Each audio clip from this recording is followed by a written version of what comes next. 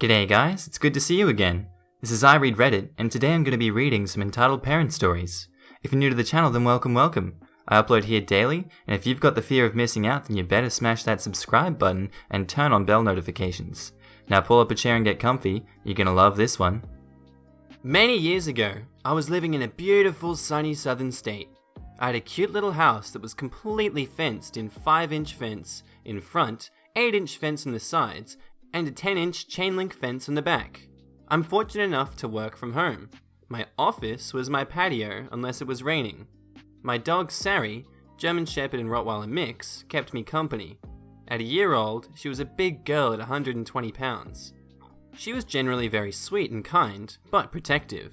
She was very well trained, but also had a knack of disappearing to play with her animal friends, so I kept her on a chain too if we were outside. High school kids in that area had the tendency to use the alleyways behind my house to get to and from school. Most would stop and say hi to Sari and give her attention. She loved it, and I honestly didn't mind. One day, I noticed that any time Sari was alone outside, some kids would rattle the back fence, throw things at it, and then scream and yell at Sari. The kids would run off before I could see who they were. In case things got worse, I bought some home security cameras and brought Sari with me any time I went outside, when the kids would be around. One day, I had to grab some work in the house and left Sari outside, just for a moment. From inside, I heard the fence rattle and then Sari yelp in pain. I rushed outside just in time to see a kid try to throw a rock at Sari, along with some other kids. I was ticked. As I rushed over to Sari, I calmly asked them, "Did it ever occur to you to wonder why I keep my dog chained in fenced yard?" Then I unhooked her. Sari ran at my back fence and climbed over it. The kids started running down the alley with Sari right behind them, barking away. I let her go about half a block, then whistled for her. She came trotting back, all happy as can be. I checked over and gave her a treat, and she was fine. A couple of hours later, one of the kids come back with his mother, entitled parent. She screams at me, "You fudging jerk! You had your dog attack my son! He was only having a little fun time. He's just a boy. This kid's at least 16 years old. You scared him. It was just a joke. You had no right to do that. I'm calling the police and having that dog fudging shot." Blah, blah, blah. I literally couldn't get a word in. Then she starts threatening me. So I called the police. The operator could hear plain as day, even though the entitled parent was at least 40 meters away from me. The police showed up in about 5 minutes, 2 cars. I guess they were in the area. 4 officers, all very nice guys. 2 officers come talk to me, the other talked to the entitled parent and her son. The entitled parent never stopped screaming and cussing. I explained what happened and showed the video to the officers. Show all of Sari's vet and training paperwork. I filed a report, asked to press charges. The officers are petting Sari all the while because she's demanding attention from her new friends. She has her happy face on. Yes, Sari actually smiles. The 3 of us and Sari, on a leash, go outside towards the other group. We're about 10 feet from them when Sari suddenly cuts in front of me to stop me and starts growling. The skin around her face went tight, making it look like a hair-covered skull. The hair on her back raises up. Sari is very scary when she's like that. The parent goes screaming, "See? That jerk raised that dog to attack black people. Fudgin' racist, expletive. That fudgin' dog needs to be put down." The 2 officers that were with me were African American. So, no, that part always annoys me, so I included it. I called back one of the officers that I'd been talking to. He didn't want to come too close, as Sari is showing large teeth. So I moved back towards my house. As quietly as I could, I told the officer that either the parent or the kid were carrying a gun. That's why Sari started getting protective. It had happened several times before. I guess to err on the side of caution, or shut me up, he decided to search the parent and kid. The parent had an unregistered gun. Kid had a 6-inch switchblade, not legal in that state. So, in addition to a charge of animal cruelty, they got nailed for carrying a concealed weapon, being in possession of a firearm while on probation, resisting arrest, and a couple of other charges. The parent never stopped screaming the entire time this happened, and while being driven away. I don't think that's how the entitled parent or kid expected to end the day, but I enjoyed it. Even better, I never saw her or her kid again, and the kid stopped harassing Sari.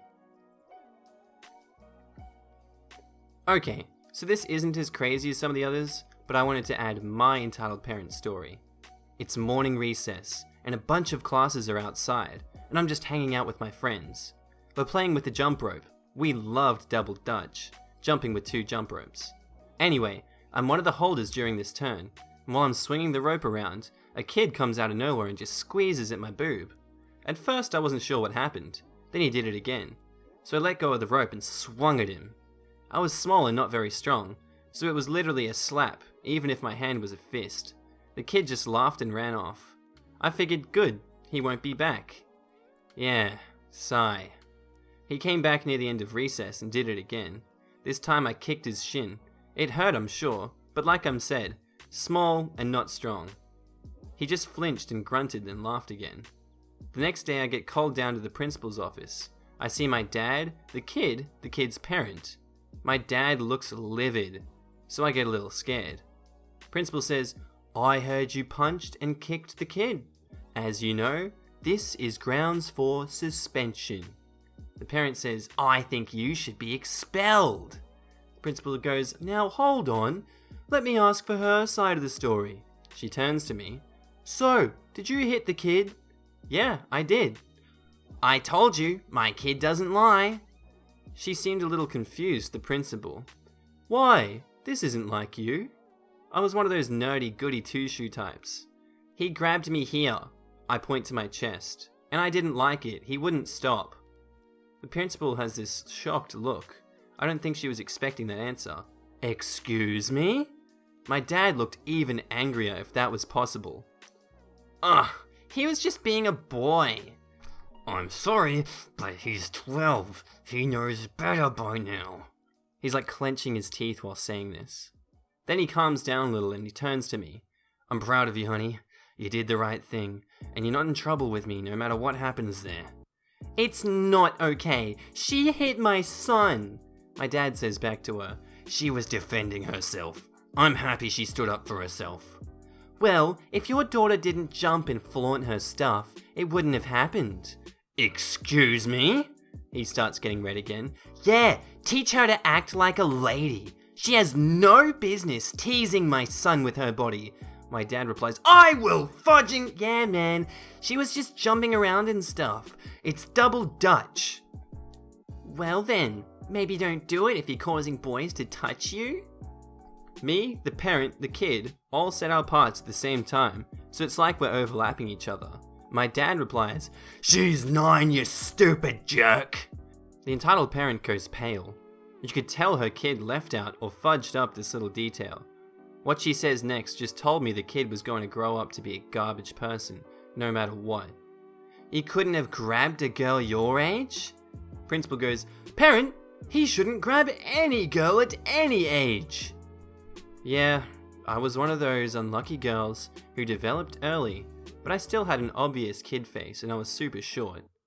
The principal was just sitting in her chair, completely shocked by all of this. She excused my dad and me, telling me I was not in trouble. My dad was so proud of me. He took me out for ice cream and said if I ever felt like I needed to defend myself, do it. The kid ended up not being able to have recess for the rest of the time he was in elementary school. He had to stay inside and do work. I moved away 3 years later, so I don't know what happened to him. Just wanted to add, it shouldn't matter how old the girl is, it's never okay. And an explanation. I was in elementary school, primary for those outside the US. I was in K to 6th grade, ages 5 to 12. I was in 3rd grade, he was in 6th. This was back in the days, when you'd play with whichever other children you could find in your neighborhood until the streetlights came on, and then you'd run home before your mother started yelling for you to come in for dinner.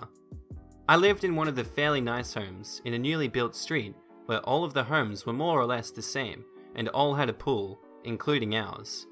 A few streets away, the houses were much less new, but I would frequent the park in the center of them. I made friends with another girl, friend 1, who lived next to the park. Her house did not have a pool, so on hot days she would knock politely on our door and bring a snack for us to share, and we would play in my pool for hours. There was another girl, entitled Kid, a bit younger than us, who would occasionally join us playing in the park. She lived another few streets away from the park, but friend 1 was familiar with her and her large family of brothers and sisters who were both much older and younger than her. Friend 1 was very kind and would let the kid play with us, but would never let her follow us back to her house and discouraged me from doing the same. Friend 1 told me that she and the kid had been really good friends from the previous year, but the kid had stolen her favorite Barbie and had never given it back. A few weeks later, the kid and I had become good friends despite the friend 1's warning. On a very hot summer's day, I invited both friend 1 and the entitled kid over to enjoy the pool. Friend 1 showed up with her usual snacks and toys for us to share, but when the entitled kid showed up, she appeared at our side gate with not 1, but 5 members of her family.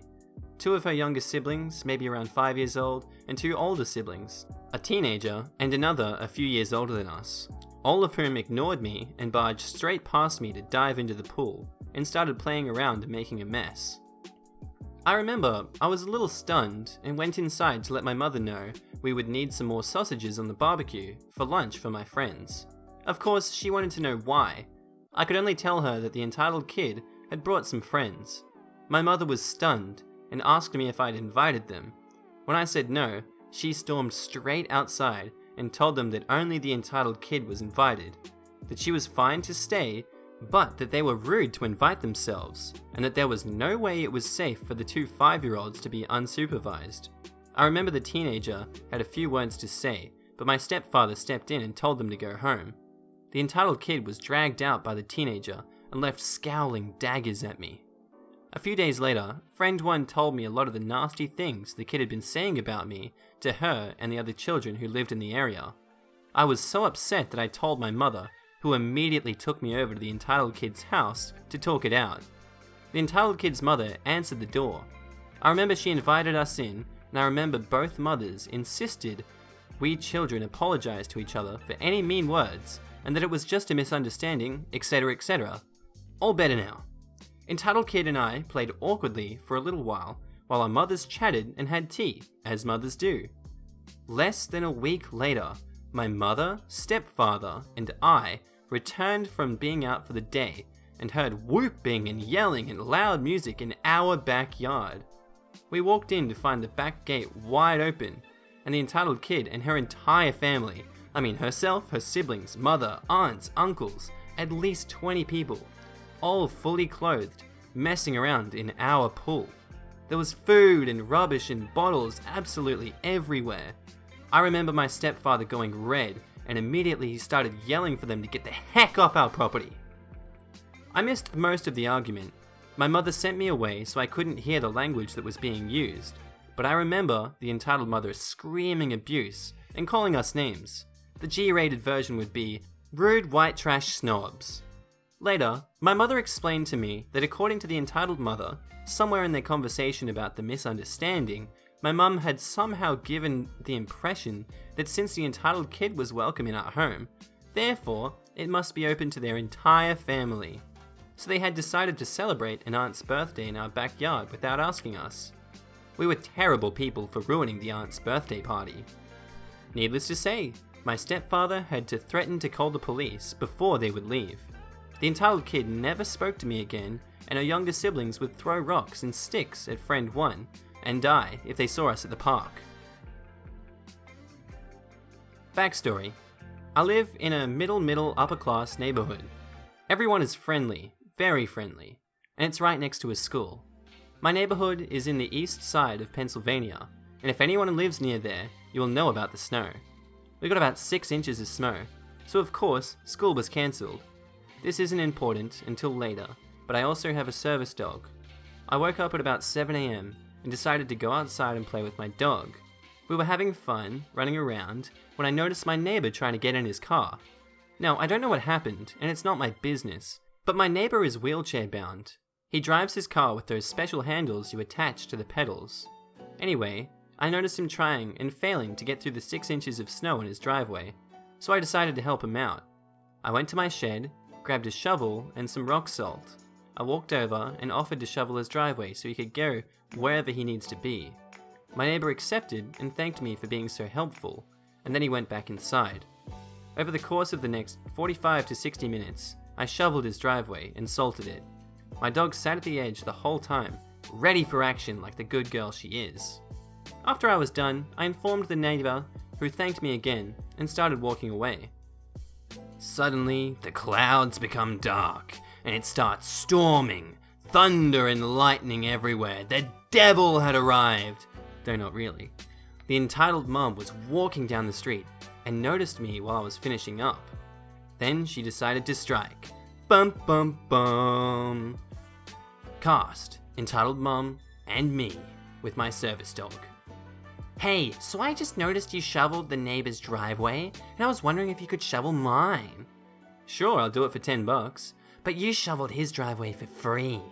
If you haven't noticed, he can't move his legs or shovel the driveway himself. Well, I have children, and I need to drive to the store to feed them. Well, what's stopping you from shoveling? You seem perfectly fine to me. Can't you just help out a mother? Give me $10 and I will. You bloody millennials! You have no respect for anyone! I'm a hard-working mother and you have no right to refuse what I tell you to do. This jerk had the audacity to try to grab my arm and try to pull me. I yank my arm away and say, "What the frick is wrong with you? Get away from me!" My dog, although on the job, is very protective of me. At this point, she stands in front of me and growls at the lady. "Your dog is crazy! She's gonna attack me! You need to put down that monster!" And I yell, "Sick 'em, girl!" Dog lets out a single bark, not even that scary, and the mum runs for her bloody life. I take off my dog's vest, so she's not on duty, and throws a stick near the entitled parent. She doesn't see it, and I say, "Get it, girl!" The dog takes off towards the stick. The entitled parent turns around, and a look of sheer terror fills her face as she sees my dog barreling towards her. I'm laughing my butt off at this stage. I went home after that and gave her extra Treatos and pats for doing a big protect. Hope everyone near me has a wonderful snow day.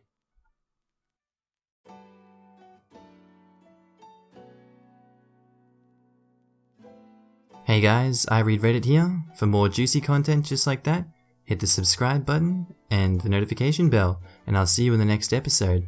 Bye.